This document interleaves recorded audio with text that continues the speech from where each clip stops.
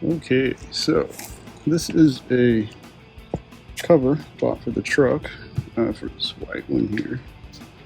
Alright, to try to keep the tree junk off of it while it's just sitting there.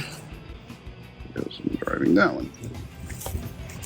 But as we can see here, I kind of laid it here on the ground, but there's the front, here's the back. But water basically would always get in the back of the bed, so I tried to quickly put something up there, and then I put some things on the side, and that somewhat worked until the thing on the inside fell over.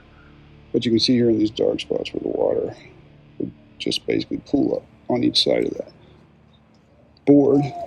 And of course, this one on this cover, it's the brand is Tecoom, I guess. The water didn't actually cause the rip.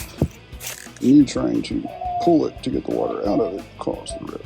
So before I buy another one, I'm going to attempt to solve the situation here in a better way than just bubble wrap on a board. Here goes. Okay, so I want to go ahead and show you what the tarp looks like being under cover. This Tecoom cover on the truck. I mean, it fits fine. I don't have, got the straps not on it. It's got elastic on the bottom. It's dirty and it's washed, but seeing it on here, you can see the places. I put this board to kind of hold it up, but I also had some things under it, but the water would still get, the wind would blow and it would pull up. And then it pulled up over here, and of course as I was tearing it, I ripped it loose from the thing. But it's a pretty decent cover all in all, and it's got a nice little zipper area to get into. I don't know about these, I put them in here and then I shove the thing back, but it's just, it'll be fine without even having it because it creates a little goop spot, quite honestly. So I probably won't get that for the next one. But I mean, it's a pretty good cover all in all, and I will clean it up. Okay, so I first went in, I sketched out what am I going to do. So I sketched this out here basically, right, which is my wonderful artistic ability to draw this truck. And then I kind of said, okay, I'm going to make this thing that goes on the back of it. It's going to have an arch, right? So it's basically a square that's 5 feet by 8 feet. If I looked at it from sort of a bird's eye view. But then if I kind of flipped it, kind of looked at it 3D, that square is there. But then I'm going to have an arch over it, right, with 3 basically parts of the arch that's going to go on here. And then it's going to look like this from the side. Then I'm just going to put it right up on the back of the truck like that, so that it creates my arch. So that's basically how I sketched it out.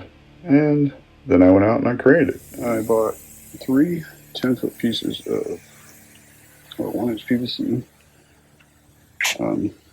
2 to go 8 feet in length roughly, and then I cut one in half to make 2 5-foot pieces, which is what's here. And then I purchased these here, right? Clamp right over the 1-inch PVC. And then these screw right into that. Alright, so then, and then this will be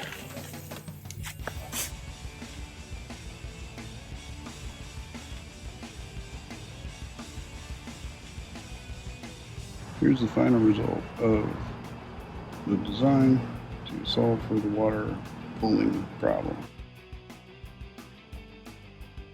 I'm going to put this back on. I guess we'll see. Here we go. So here's how I decided to connect it.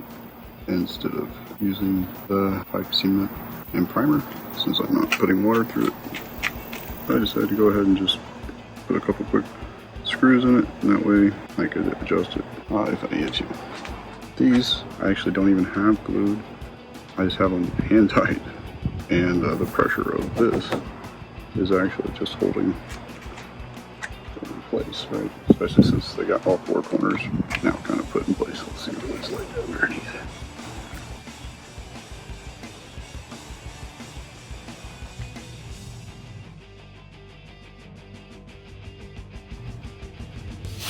I just had some standard padding or insulation for pipe laying around, and I cut off a couple pieces of it.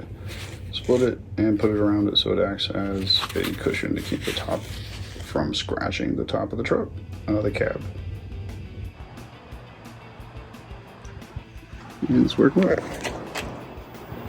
And finally, I could have strapped it from the inside down to one of the ties, but instead I just a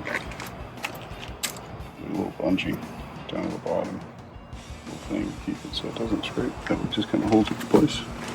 Not that it was going anywhere, but hold it in place while I put it on. Here we go. So now there should be enough arch. No pulling, hopefully, any place. I could have brought my arch down a little bit, maybe. Let's see next time I take it off if I want to lower that. And I could probably tighten it up around the bottom with the straps later.